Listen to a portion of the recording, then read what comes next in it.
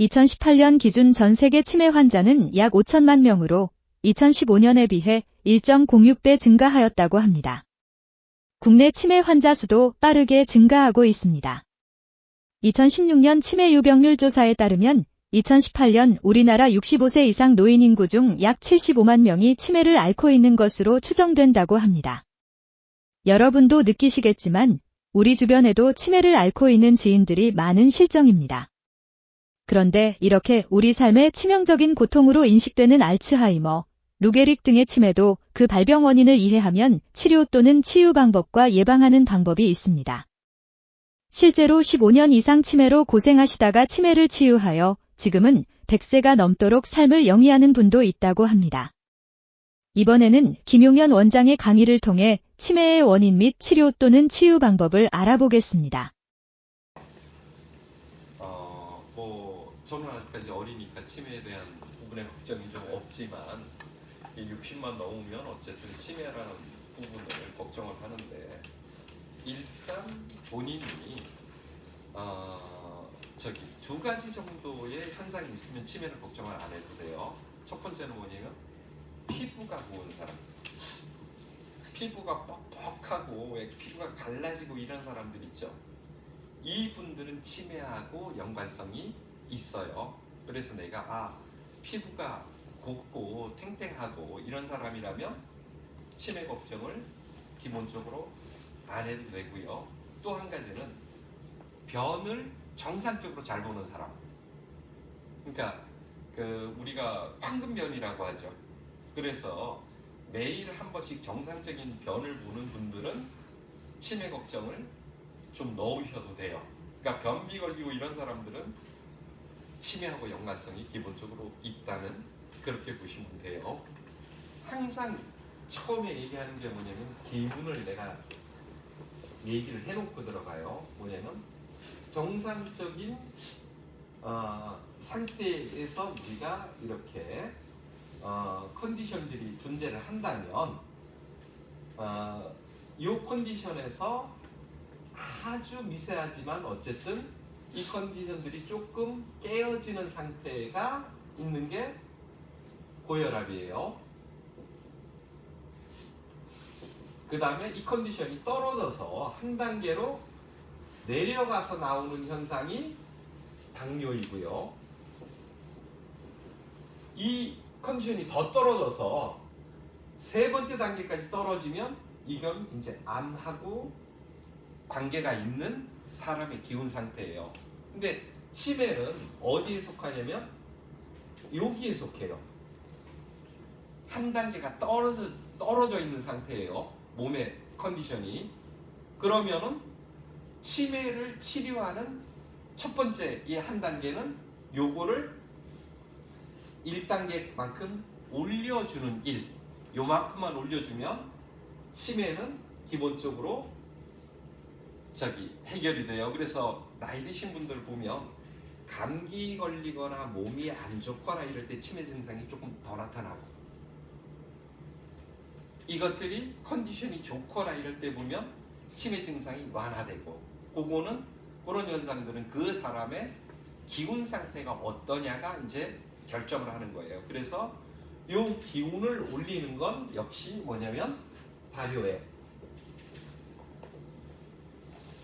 우리가 효소를 어떻게 잘 섭취해 주느냐에 따라서 아주 단기간 안에, 보통 이렇게 떨어진 것들은 한 달 정도 가까이, 암 같은 환자들은 한 달 정도 가까이 발효액을 꾸준하게 하루에 200ml 정도면 이제 커피 마시는 컵이 200ml 정도 돼요. 그렇게 한 달 정도를 꾸준히 먹어야 된다면 고혈압이나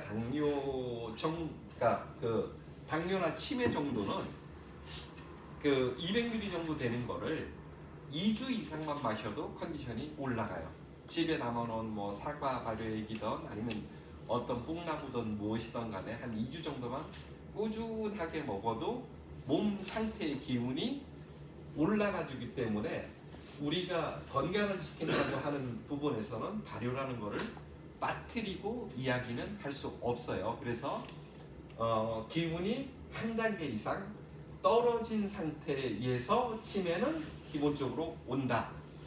이렇게 생각을 하고 기분을 올리는 것에 그 심혈을 기울여야 돼요. 그래야지 치매라는 부분이 나아요. 그러니까 여기 그 청등산에 아시는 분이 그 어머님을 모셔오는데 이분이 한 100세 지금 좀 넘어요.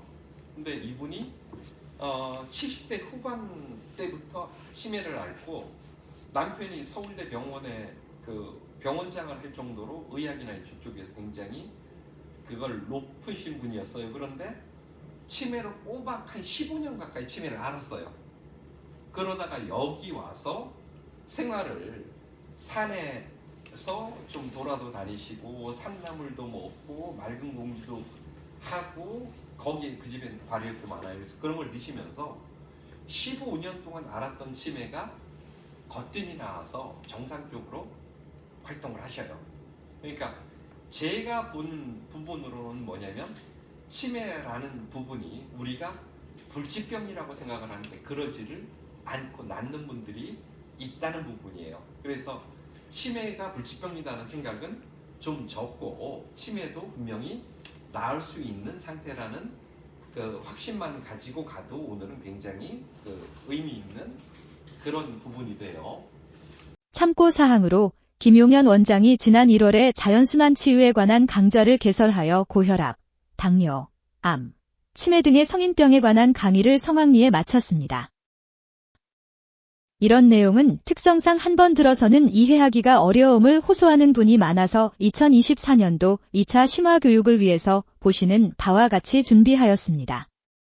이번에는 구정명절이 지난 후 2월 17일부터 3월 10일까지 4주간 토요일에는 고혈압, 당뇨, 암, 치매 등의 성인병에 관한 심화교육을 실시하고 일요일은 공생농법, 이와 연관된 본초 강목과 치유농업, 발효의 원리, 당발효, 연발효, 공생발효 등에 관한 강좌가 계속됩니다.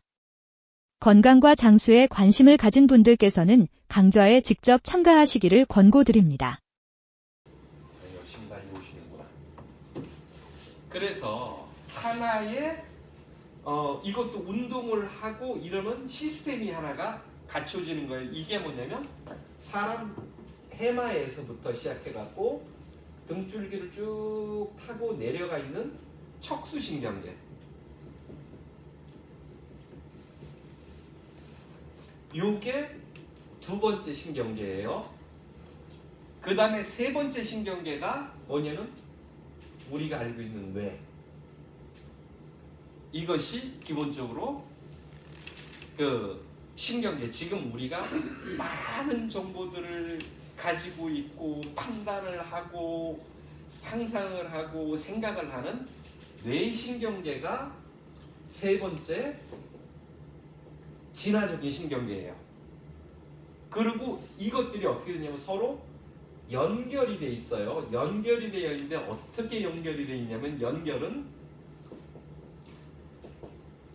물리적으로 결합되어 있는 것과 호르몬으로 결합된 게 있어요. 그래서 뇌에서 내가 어떤 상황이에요, 지금 위급한 상황이에요 이러면 하나는 어떻게 하냐면 호르몬으로 조절을 해요.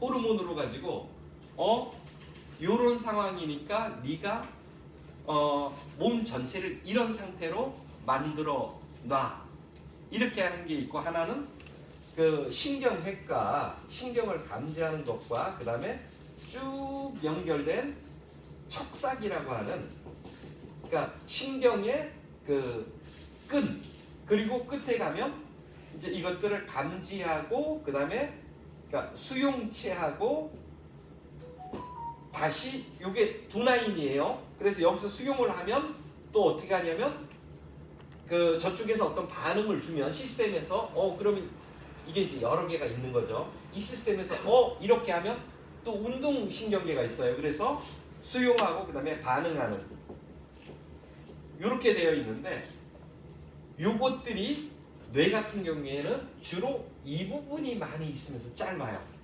굉장히 구조가. 그런데 긴 거는요, 해마에서 발가락 끝이나 손가락 끝까지 나오는 애들이 있어요. 길게. 그래서 요런 신경계의 척수나 척삭이 손상이 되면 일어나는 치매가 있어요. 어떤 것들이냐, 손발을 떨거나 루게릭 같은 거.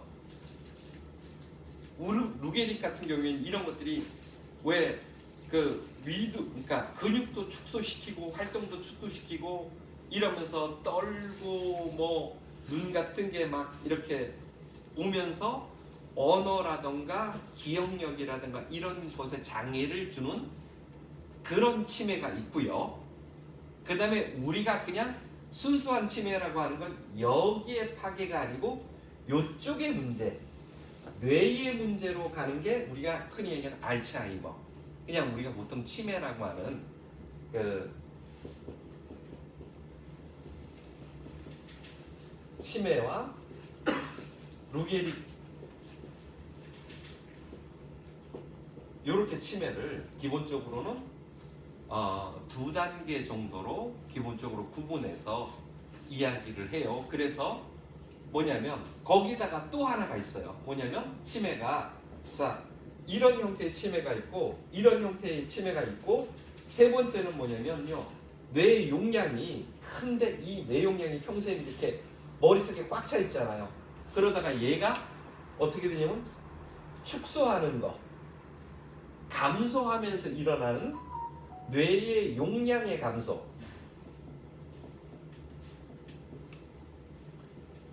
이렇게 세 가지 형태의 치매가 있어서 각기 원인이 다르고 치료하는 방법도 각기 다르게 판단을 해야 돼요.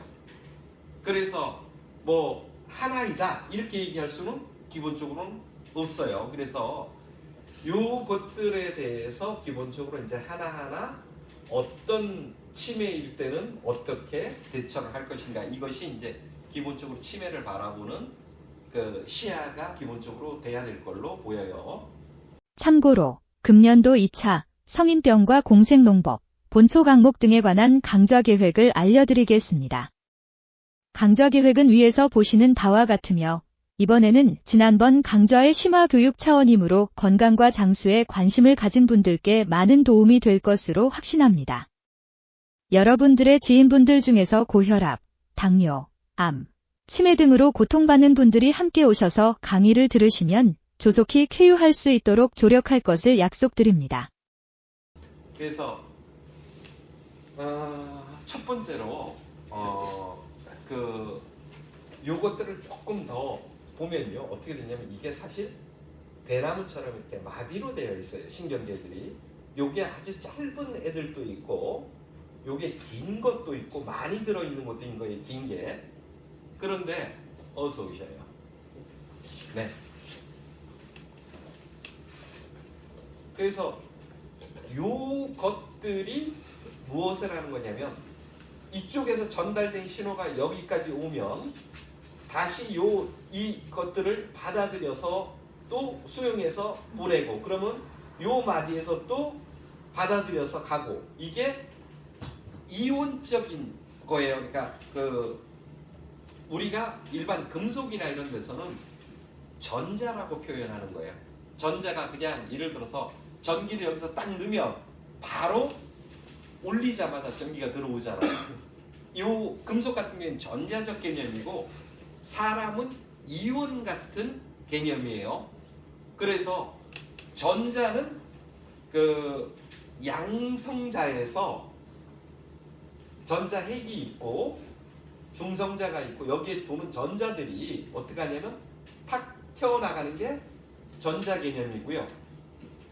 이온 개념이라고 하는 건 어떤 거냐면요, 어떤 물질이 있는데 이게 단일 물질이어도 돼요. 그러니까 마그네슘이니 칼륨이니 이런 단일 물질이어도 되고, 그 다음에 우리가 아미노산이라든가 뭐 여러 가지 지방산 같은 것부터 시작해 갖고 여러 가지 비타민 같은 것들이 어떤 성질을 가지냐면 물처럼 플러스나 마이너스 성질을 가지고 있는 상태를 얘기를 해요. 모든 물질은 이온 상태에 있어요. 그리고 이 이온 상태가 정말 잘 이루어지느냐가 전해질의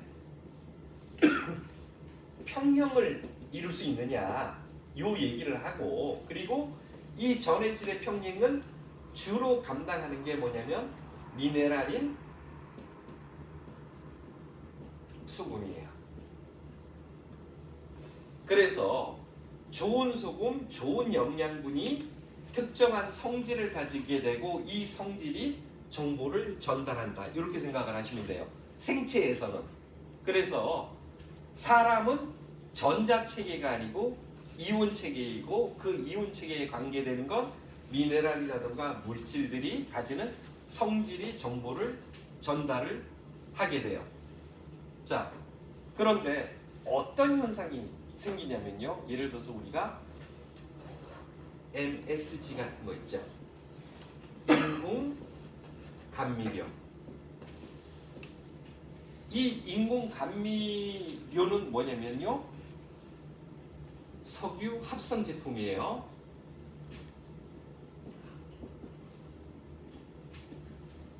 옛날에 자연에서는 정말 맛있는 것들을 얻기가 힘들었어요. 무엇을 먹었을 때 정말 맛있어, 이건 풍미가 나, 과일이 맛있어, 이런 것들을 구하기가 어려웠는데 어느 순간 MSG로 합성을 해낸 거예요. 그리고 이렇게 그 기능을 하는, 맛있어, 이렇게 기능을 하는 물질이 관여되는 부분이 요 연결 부분이에요. 요게. 그래서 MSG가 몸에 딱 들어오면 혀에서부터 다다다닥 해서 내려 연결해서 야, 이 음식 되게 맛있어, 이렇게 하는 거예요. 음식을 꼭꼭 씹어서 우리가 핵산을 만들어내면, 핵산도 요즘 합성해요. 산분해, 우리 산으로 만드는 그런 식용유 이런 것들 다 핵산으로 만들어내요. 그래서 산분해라고 얘기를 하고요. 핵산 같은 게 딱 들어오면 뭐가 되냐면 얘들이 감지를 해요. 그래서 음식을 꼭꼭 오래 씹으면 맛있다고 느껴지는 게, 이게 이빨로 계속 하면서 침샘에서 나와서 걔를 녹이면 이게 핵산이 나오고, 그 핵산을 하는 순간 맛있어, 그리고 이건 좋아, 잘 흡수해내야지, 이렇게 기본적인 시스템이 움직여주는데, MSG 인공 감미료를 집어넣으면 어떻게 되냐면 여기에 가서 이쪽에 반응을 한단 말이에요. 이 물질들이, 핵산이라든가 이런 물질들이요. 그런데 자, 우리가 인공 감미료를 먹는 게 1년에 평균적으로 23kg를 먹는다고 얘기를 해요. 그러면 그 전 자연 상태에서는 몇 킬로 못 먹었죠. 음식을 씹고 뭐하고 이렇게 해서 기본적으로 얻을 수 있는 감미료가, 요 기능을 하는 애가 글쎄요, 현재보다는 10%도 안 됐을 거예요. 그러니까 1년 365일에 2kg 정도를 예를 들어서 흡수를 할 수 있었는데, 자, 23kg를 평균적으로 음식에다 플러스 된 거예요. 이것도 2kg는 있는 거고, 그러면 얘가 25kg가 들어가서 과연 이곳에서 활동을 하게 되면 어떻게 되냐면요, 기능이 안 되죠. 그러니 얘가 어떻게 하냐면 뭐냐면, 자, 신경은 뭘로 쌓여져 있냐면 지방으로 만들어진 관 속에 신경계가 존재를 해요. 신경이 이렇게 있으면 그 바깥을 지방 조직이 쫙 감싸고 있어요. 우리가 이렇게 저장하는 지방이 아닌 지방 조직으로, 그 지방과 같은 섬유소 같은 탄소 계열이 아니고 단백질 계열의 물질로 이렇게 코팅이 되어 있는 거예요. 잘. 그런데 얘가 남아요. 그러면 일로 가겠죠. 당연히 남으니까. 그러면 얘들은 인공 감미료는 뭐냐면 합성 물질이기 때문에 분해가 돼서 합성이 되면, 자, 분해가 된 애는 어떻게 해야 돼요? 반드시 무엇과 결합해서 안정이라는 단계로 지나가야 돼요. 안정이라는 단계로. 그래서 얘가 들어와서 어떻게 하냐면 자기가 안정하기 위해서 옆에 있는 지방과 반응을 해서 안정화가 돼요. 그러면 어떻게 되냐면 이 지방이 파괴가 되는 거죠. 이 지방이 파괴가 되고 나면 그 다음에 어떻게 되냐면 여기서 연결되는 신호가 어떻게 되냐면 흘러나가겠죠. 일로 신호가 전 이온 신호가 흘러가면 뭐가 되냐면 이쪽으로 가는 게 점점 이게 100에서 100으로 가면 되는데 100에서 80으로 가거나 70으로 가요. 그래 놓고 이게 한두 단계 지나면 못 갈 수도 있어요. 그러면 어떻게 되냐면 깜빡깜빡 하는 거예요. 이게 전달될 수 있느냐 없느냐에 따라서. 그래서 기본적으로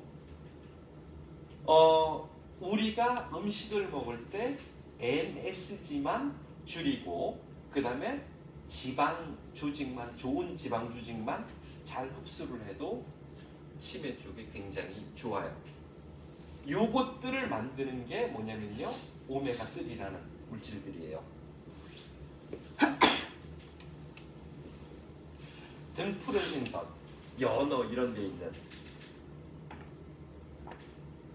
여기에 있는 물질이 들어오고 MSG 양을 줄이면 뭐가 되냐면 신경세포가 훼손을 다시 복구를 해요.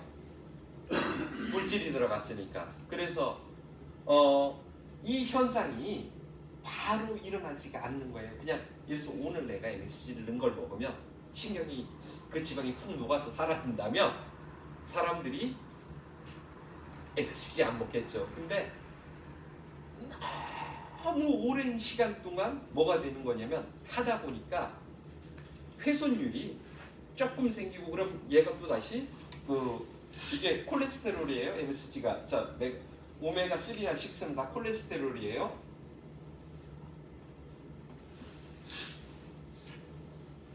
콜레스테롤이 와서 복구하고 계속 그 작용을 MSG는 부시고 콜레스테롤이 와서 다시 막을 만들어주고 이걸 계속 했는데 어느 순간 내가 소화 능력이나 이런 게 떨어지면서 그 콜레스테롤이 몸에 없으면서 무엇을 하는 거냐면 여기에 이걸 못 만들어내는 거예요. 콜레스테롤이 없거나 또는 뭐가 되냐면 이 조직을 만들기 위해서 필요한 미네랄이 없는 경우에 손상을 회복을 못하는 거예요. 우리가 예를 들어서 자 몸에 콜레스테롤이 많게 하려면 돼지고기나 소고기를 많이 먹으면 콜레스테롤이 많아진다고 생각을 하죠. 당연히요. 근데 그렇지가 않다는 거예요. 분리가 되어 있어요. 사람 몸이 딱 분리가 되어 있는 게 어떻게 분리가 되어 있냐면요. 음식을 먹고 딱 소화를 해서 최종 단계에 있는 게 간이란 말이에요. 간은 뭐냐면 모든 물질의 저장 공간이에요. 저장 공간이면서 합성 공간이라서 이 안에는 500가지 이상의 물질이 존재를 하는 공간이에요. 여기까지가 한 단계예요. 여기서 넘쳤어요. 물질이 콜레스테롤이요. 그럼 어떻게 하냐면요. 넘쳤어. 그러면 지방세포로 넣어. 이렇게 해버리면 되는 거예요. 간단하게. 소화기관에서는 고기를 먹었을 때 얘를 분해해서 간에다 집어넣거나 지방세포에다가 집어넣는 것뿐이에요. 고기를 먹으면 정상적이라면 지방세포가 늘어나는 거지 혈액 속의 콜레스테롤이 늘어나는 게 아니라는 거예요. 자, 얘가 저장이 되어 있어요. 그러다가 MSG를 먹어서 혈관벽이 파괴됐어요. 또는 세포막을 새로 형성해야 되는데 자, 명령이 왔어요. 이쪽에 있는 유전자가 나는 다리 몇 번째 있는 근육세포인데 내가 지금 세포벽이 약해. 그러니 나한테 이거를 재생할 지방질을 보내줘. 또는 신경세포가 나 이거 지금 어떻게 돼서 훼손이 됐어. 그러니까 뭐 활성산소가 와서 나를 여기를 파괴를 했어. 그러니까 와서 나를 복구를 해줘 하면 그때 간에서 출발하는 거야. 그때 명령이 떨어져야지만 해서 쫙 혈관을 타고 돌아가서 신경계로 딱 갔는데 뭐냐면 미네랄이 없는 거예요. 또는 이것하고 합성할 수 있는 아미노산이 없는 거예요. 그럼 콜레스테롤이 쫓아갔다가 뭐를 하는 거냐면 나 여기 쓰여야 되는데 쓰일 데가 없어요. 그러면 어디로 가요? 혈관벽으로 갈 거 아니에요. 혈관을 따라 놀 거 아니에요. 혈관을 따라 놀면서 얘들끼리 뭉쳐요. 뭉치고 그 뭉쳐있는 것이 문제를 일으키니까 무엇을 하는 거냐면 거기를 석회나 이런 게 덮어버려요. 그러면 그게 뭐냐면 동맥경화예요. 그러니까 고기를 먹어서 동맥경화가 걸린 게 아니고 세포재생이나 사람은 무조건 58종의 영양분을 이상의 영양분을 가지고 있어야 되는데 이 영양분 중에 무엇이 부족하면 얘가 세포재생을 못하는 거예요. 그러니 남는 애가 무엇을 하는 거냐면 모여서 경화를 일으켰을 때가 문제이지 몸에 예를 들어서 콜레스테롤이 없어요. 그럼 그 사람 죽어요. 그러니까 단백질, 지방, 탄수화물, 포도당, 영양으로 쓰이는 포도당, 미네랄, 효소 이런 게 필수 요소들인 게 58가지로 이게 없으면 안 되는데 간에서 출발하는 애가 콜레스테롤 한 가지잖아요. 57가지 중에 어떤 애를 뽑아서 야, 너 이렇게 나랑 팀 만들어서 자 신경의 막을 우리가 만들자 이렇게 약속이 돼 있는데 이놈이 안 오는 거예요. 팀을 못 만드는 거예요. 그러면 얘들은 뿔뿔이 흩어졌다가 모여서 문제를 일으키는 거란 말이에요. 그래서 음식과 간 상태와 그 다음에 인체에서 일어나는 당뇨나 이걸 따로 봐야 된다는 거예요. 분리해서 두 단계로. 그러니까 이거는 소화계는 사실 외부로 봐야 돼요. 외부 기관으로. 하나의 독립기관으로. 그리고 개는 곳까지인 거예요. 그렇게 해서 만들어진 영양분을 활용하는 내부의 장기 내부의 조직은 다른 것이어서 이것이 어떻게 활동하느냐에 따라서 병이 발생되고 안 생기고는 대사작용은 또 다른 차원의 이야기라서 그렇게 보고 접근을 하면 돼요. 그래서 이제 이런 거죠. 자, 그러면 자 이렇게 회복이 돼요. 그러면 간단해요. 자, 얘를 줄이거나, 그렇죠? MSG를 줄이면 뭐가 되냐면 여기에 물질이 과잉 축적돼서 흘러나가면서 자기들이 안정화하기 위해서 이 벽을 파괴하는 행동이 감소되겠죠. 그래서 MSG 대신에 뭐냐면 버섯가루라든가 이런 것들을 우려내서 육수로 가지고 음식을 하거나 이러면 자, 이 부분은 감소를 해요. 또는 우리가 다양한 식사, 정말 좋은 식사로 간에서 그 성분들을 다 가지고 있게 하면 MSG에서 파괴가 돼도 뭐냐면 복구 재생이 되잖아요. 그러니까 복구 재생 쪽으로 많이 매달릴 거냐 아니면 파괴하는 인자를 적게 만들어낼 거냐 여기에 승부인 거예요. 그래서 플러스가 되면 치료, 마이너스가 돼서 회복을 못하면 문제. 이것이 기본적인 치매들이고 이 부분들은 이제 또 하나하나 좀 풀어가 보시자고요. 긴 시간 동안 끝까지 경청해 주셔서 감사합니다. 앞에서 소개드린 금년도 2차 강좌에 참석하셔서 치매에 관한 보다 더 실효성 있는 강의를 직접 들어보시고 실생활에서 실천하여 치매는 불치병이라는 의식을 떨쳐버리시기 바랍니다.